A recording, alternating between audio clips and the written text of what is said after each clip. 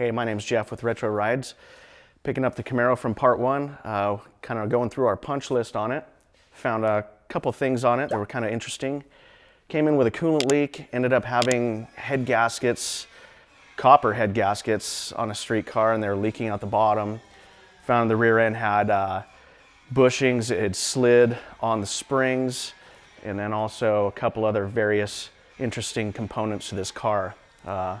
We went through and started working through our punch list, pulled the heads off the motor.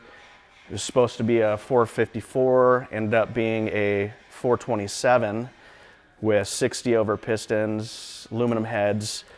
We went through and washed everything, cleaned everything up, replaced it with the correct head gaskets, so now they're not leaking.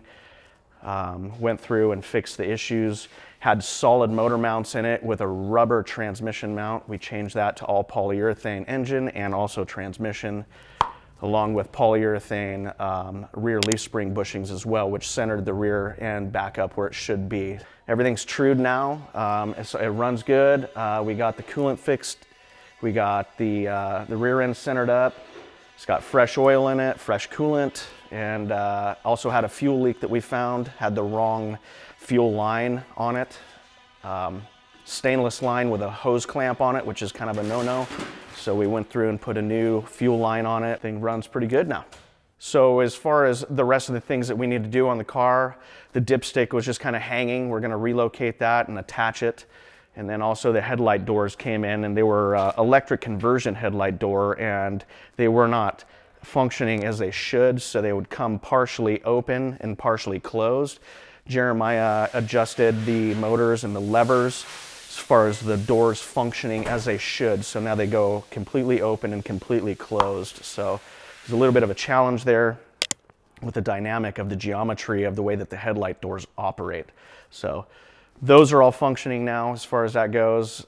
Still got to address the dipstick, but like I said, we have a location for it. Found a clean location. The firewall's been all shaved and cleaned, so we're going to mount the dipstick kind of off to the side and keep the firewall nice and clean and presentable for when it's at shows and when the hood's open.